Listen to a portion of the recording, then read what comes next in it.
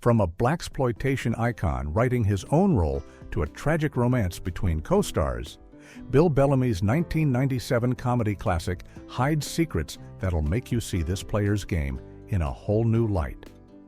Behind the laughs and Lothario lifestyle lies a story of family feuds, soundtrack superstars, and heartbreaking farewells. Fact 1.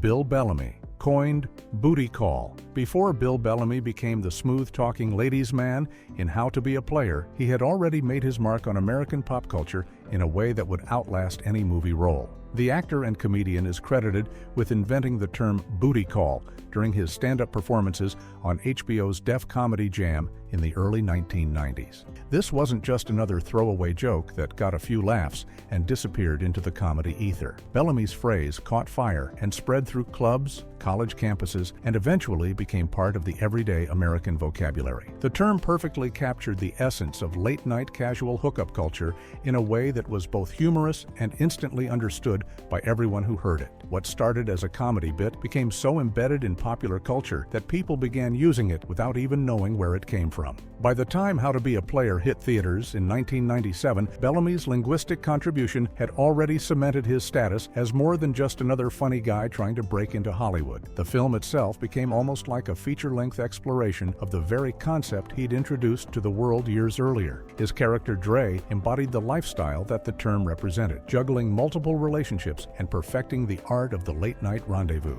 It's rare that a comedian creates a phrase that transcends their own career and becomes part of the cultural lexicon. Bellamy managed to do exactly that before he even starred in his breakout movie role. Fact 2. Shaquille O'Neal is Bill Bellamy's cousin. When Bill Bellamy was cast as the lead in How to Be a Player, he wasn't the only famous athlete-adjacent person in his family tree. The comedian and actor is actually second cousins with NBA superstar Shaquille O'Neal, one of the most dominant basketball players of all time and a cultural icon in his own right. This family connection added an interesting layer to the film's release, especially considering the movie's subject matter about a serial womanizer trying to keep his multiple girlfriends from discovering each other. Shaq, who was already a massive star with the Los Angeles Lakers by 1997, apparently saw some humor in his cousin's movie about a player lifestyle. According to various interviews over the years, the basketball legend jokingly suggested that the film hit a little too close to home and might have exposed some of his own bachelor ways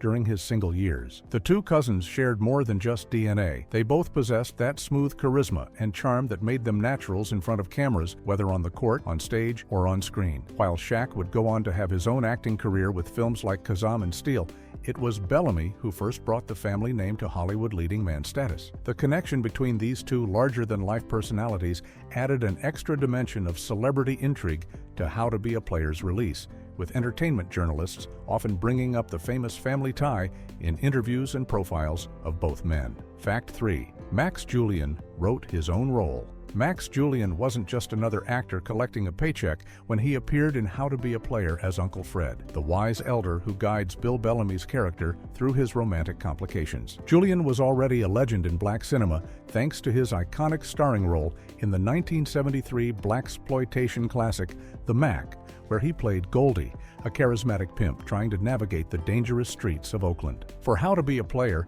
Julien took creative control of his involvement by writing his own character and dialogue, ensuring that Uncle Fred would be more than just a generic mentor figure. His contribution to the film extended far beyond his on-screen appearance. Julien performed on 19 separate interludes throughout the movie's platinum-selling soundtrack, lending his distinctive voice and old-school wisdom to musical transitions that helped tie the film's narrative together. This level of creative involvement was unusual for a supporting actor, but it made perfect sense given Julien's status as a respected figure in African-American cinema and his deep understanding of the player archetype the film was exploring. Having lived through and helped define the blaxploitation era with The Mac, Julien brought authentic credibility to his role that couldn't have been achieved through simple acting alone. His presence connected How to Be a Player to a broader lineage of black films about street life, romance, and masculinity, serving as a bridge between the gritty 70s classics and the slicker, more commercially minded comedies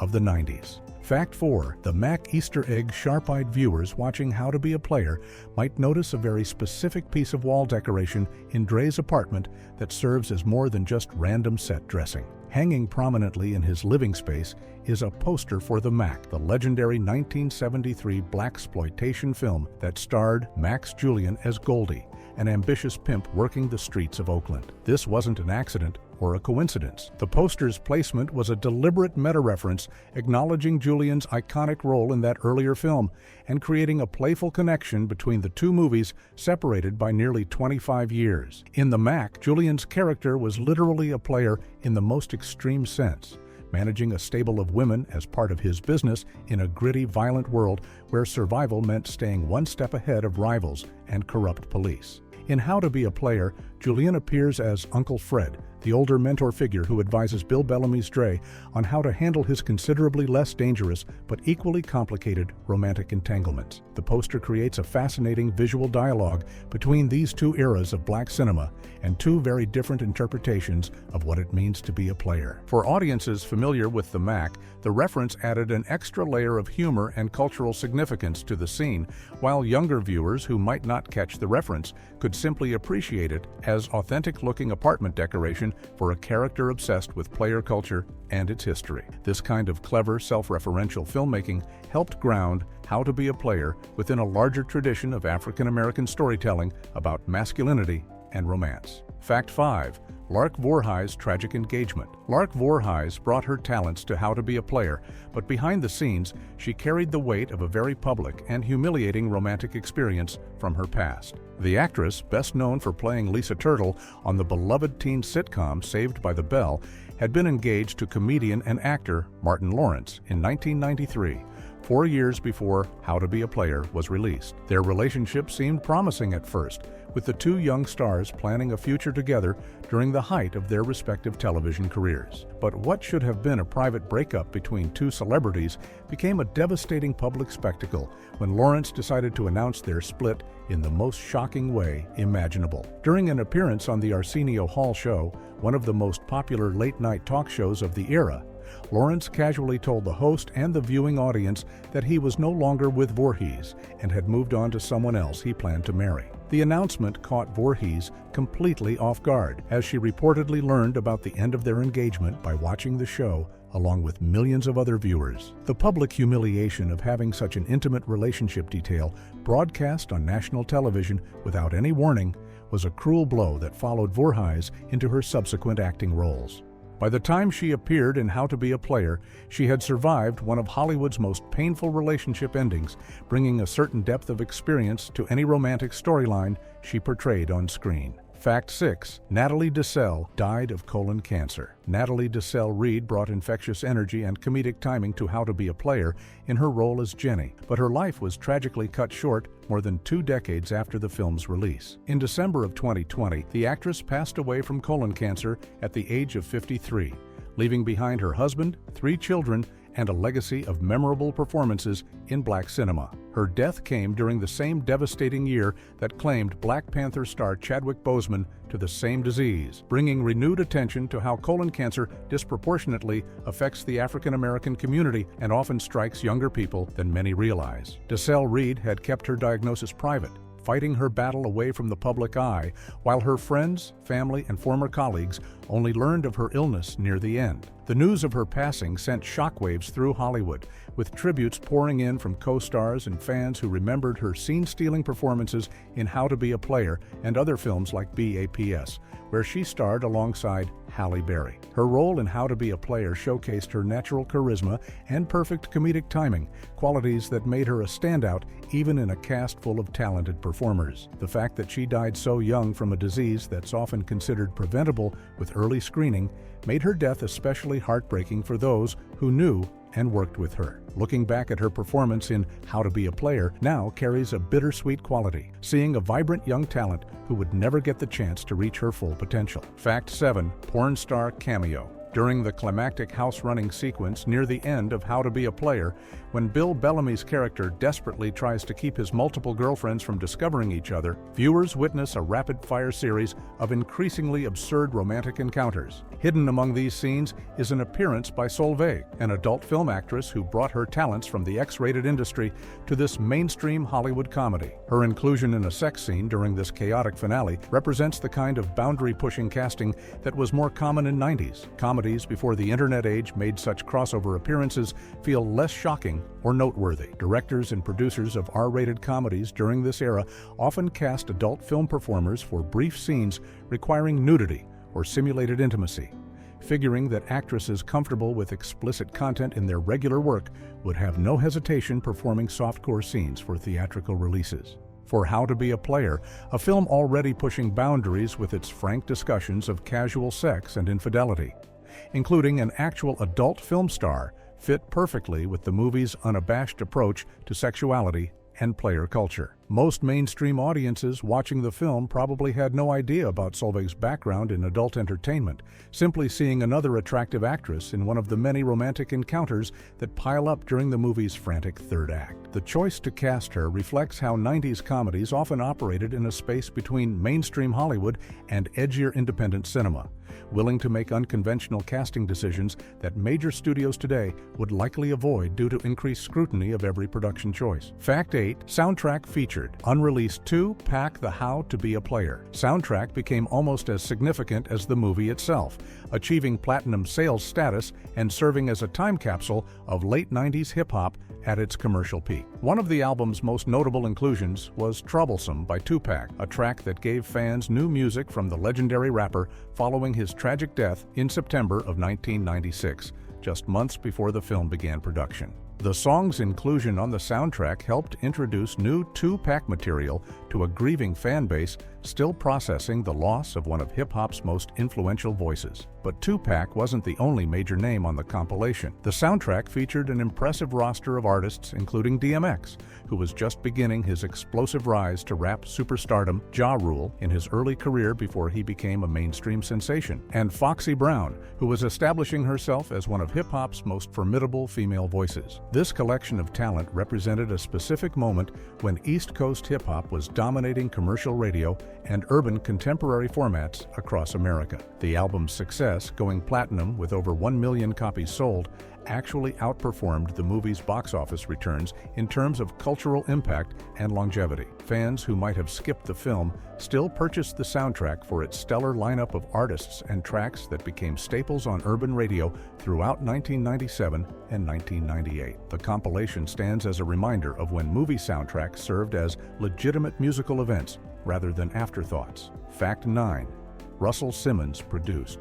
Russell Simmons didn't just slap his name on How to Be a Player as a courtesy credit. The Def Jam Records founder served as an active producer on the film, using it as a vehicle to demonstrate hip-hop culture's growing influence over mainstream Hollywood entertainment. By 1997, Simmons had already built Def Jam into one of the most powerful forces in music, launching the careers of Run DMC, LL Cool J, Public Enemy, and countless other influential artists who defined hip-hop's sound throughout the '80s and '90s. His move into film production represented a natural evolution of his empire-building strategy, recognizing that movies could serve as extended advertisements for his record label's roster, while also legitimizing hip-hop culture in spaces that had historically excluded or marginalized Black artistic expression. The film's soundtrack, packed with Def Jam artists and hip-hop stars from associated labels, wasn't an accident, but rather a carefully orchestrated showcase of the musical talent Simmons had spent years cultivating and promoting. His involvement helped How to Be a Player secure talent both in front of and behind the camera, lending the production a level of credibility and industry support that independent comedies often struggled to achieve. Simmons understood that hip-hop's cultural dominance wasn't limited to music, but needed to expand into fashion, film, television, and every other entertainment medium if it wanted to cement its position as the defining artistic movement of a generation. How to Be a Player became part of that larger mission, proving that stories centered on Black urban experiences could succeed commercially without diluting their cultural authenticity. Fact 10. Bill Bellamy was MTV royalty. First, before Bill Bellamy became the smooth-talking protagonist of How to Be a Player, he had already established himself as one of MTV's most recognizable faces during the network's cultural dominance of 90s youth entertainment. Bellamy wasn't just another VJ reading cue cards between music videos. He hosted multiple major programs, including MTV Jams, which showcased hip-hop and R&B videos during prime viewing hours, and MTV Beach House, the network's popular summer programming block that brought music, celebrities, and sun-soaked vibes to audiences nationwide. His role at MTV placed him at the intersection of music, comedy, and pop culture at exactly the moment when hip-hop was transitioning from underground phenomenon to mainstream commercial force. During his tenure, Bellamy interviewed everyone from grunge icon Kurt Cobain during Nirvana's meteoric rise to pop superstar Janet Jackson at the height of her fame, giving him access to the biggest names across every musical genre. This exposure taught him how to work cameras, connect with audiences, and project the kind of effortless charisma that would later make him a natural leading man for romantic comedies. His MTV fame also gave him instant name recognition with the young demographic that studios wanted to attract to theaters, making him a smart casting choice for How to Be a Player's target audience of teenagers and 20-somethings. The transition from MTV personality to movie star was a path that several 90s entertainers attempted with varying degrees of success. But Bellamy's combination of stand-up comedy skills, hosting experience, and genuine screen presence helped him make that jump more smoothly than most. Fact 11. Gilbert Gottfried as a voyeur doorman. Among the many comedic talents assembled for How to Be a Player, one of the most unexpected and bizarre casting choices was legendary stand-up comedian Gilbert Gottfried in the role of Tony the Doorman. Gottfried, already famous for his abrasively loud voice, squinting eyes, and uniquely grating delivery that made him one of comedy's most distinctive performers, brought his signature style to a character who appears during the film's Malibu Party climax. As Tony the Doorman, Gottfried plays a boundary-crossing employee who takes his job responsibilities in unexpected directions, adding a layer of uncomfortable voyeuristic energy to scenes that were already designed to be outrageous. His raspy, nasal voice piercing through party chaos created moments of jarring comedy that stood out even in a film packed with over-the-top performances and absurdist humor. Gottfried had built his career on being aggressively, almost antagonistically funny, the kind of comedian who made audiences laugh while simultaneously wondering if they should feel bad about laughing. His appearance in How to Be a Player came during a period when he was transitioning from pure stand-up into character acting, taking supporting roles that allowed him to bring his specific brand of uncomfortable comedy to mainstream films. The choice to cast someone as polarizing as Gottfried in any role was a risk, as his distinctive voice and performance style could easily overwhelm scenes or distract from other performers. But in How to Be a Player's anything-goes comedic universe, where subtlety was never the goal, Gottfried's gonzo energy fit perfectly alongside the film's other exaggerated characters and situations. Fact 12. Bernie Mac's plant-obsessed husband. Bernie Mac, who would later become one of America's most beloved comedians through his groundbreaking television series and successful film career, appeared in How to Be a Player, in a supporting role that showcased his ability to find absurdist humor in everyday situations. Mac played a cuckolded husband who discovers his wife's infidelity during the film's chaotic finale, when multiple romantic entanglements collide at once. But what made his brief appearance memorable wasn't righteous anger or emotional devastation at his wife's betrayal. Instead, Mac's character displayed far more concern for his houseplants than for his failing marriage, examining his botanical collection with tender care while barely acknowledging the romantic catastrophe unfolding around him. This bizarre comedic choice, prioritizing plant welfare over marital fidelity, was exactly the kind of unexpected character quirk that defined Mac's comedy style throughout his career. He had an uncanny ability to take situations that should be dramatic or painful and find the weird off-kilter angle that made them hilarious instead. By the time How to Be a Player was released in 1997, Mac was still building his national profile through stand-up comedy and small film roles, years away from the mainstream success that would come with The Bernie Mac Show and movies like Ocean's 11. His appearance in this film represents a snapshot of a performer on the verge of breakthrough success, already demonstrating the comedic instincts and timing that would soon make him a household name. The plant-obsessed husband was a throwaway character that most actors would have played straight, but Mac found gold in it. Fact 13. Filmed in 6 weeks. The entire production of How to Be a Player unfolded at breakneck speed, with filming beginning on September 17, 1996, and wrapping exactly 6 weeks later on October 31st, Halloween night. This compressed shooting schedule gave the cast and crew less than 2 months to capture every scene, set up and break down dozens of locations across Los Angeles, and bring the script's vision to life on screen. Such a tight timeline was ambitious even by 90s independent comedy standards, where lower budgets often meant streamlined production schedules that didn't allow for the lengthy shooting periods that major studio films enjoyed. The 6-week constraint meant that director Lionel C. Martin and his team needed to work with military precision, planning every shot carefully in advance and maintaining a relentless pace that left little room for extensive improvisation or multiple takes of every scene. For the actors, especially Bill Bellamy, who appeared in nearly every scene,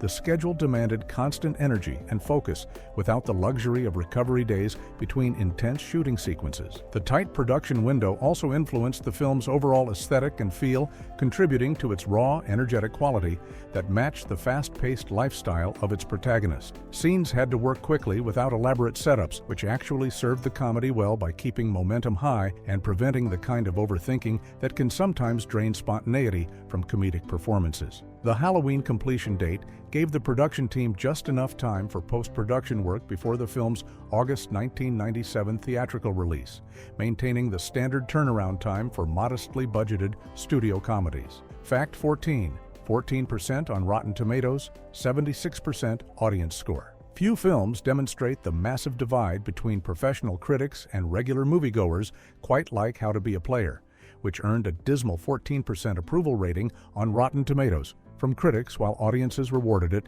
with a much more generous 76% score. This stark 62-point difference revealed fundamental disagreements about what made the film work or fail as entertainment. Professional film critics, writing for newspapers, magazines, and entertainment publications, largely dismissed How to Be a Player as crude, predictable, and reliant on tired stereotypes about black masculinity and relationships. Many reviews characterized it as lowbrow entertainment that offered nothing new or worthwhile to the romantic comedy genre beyond its specific cultural setting. Critics complained about the thin plot, one-dimensional characters, and humor that relied too heavily on sexual situations rather than genuine wit or clever writing. But audiences who actually paid money to see the film in theaters or rented it on video had a completely different experience. They found the movie funny, entertaining, and relatable in ways that professional critics either couldn't or wouldn't acknowledge. The 76% audience score suggested that regular viewers connected with the film's portrayal of relationship dynamics, appreciated Bill Bellamy's charismatic performance, and enjoyed the comedy despite or perhaps because of its unabashed embrace of player culture and sexual humor. This critical audience split became increasingly common throughout the 90s as black-centered comedies found enormous success with their target demographics, while often being dismissed or poorly reviewed by predominantly white film critics who may not have fully understood or appreciated the cultural context and humor styles these films employed. Fact 15. $14 million box office success. Despite receiving overwhelmingly negative reviews from professional film critics, How to Be a Player proved that audience enthusiasm mattered more than critical approval when it came to commercial success. The film earned $14 million at the domestic box office, a respectable return that demonstrated solid audience interest even though it didn't break any records or become a blockbuster phenomenon. The movie's opening weekend brought in $4.2 million, enough to secure the 4th position on that weekend's box office charts behind bigger budget studio releases, with much more extensive marketing campaigns and wider theatrical distribution. For a modestly budgeted comedy built around a comedian transitioning from MTV hosting and stand-up into leading man status, these numbers represented genuine success.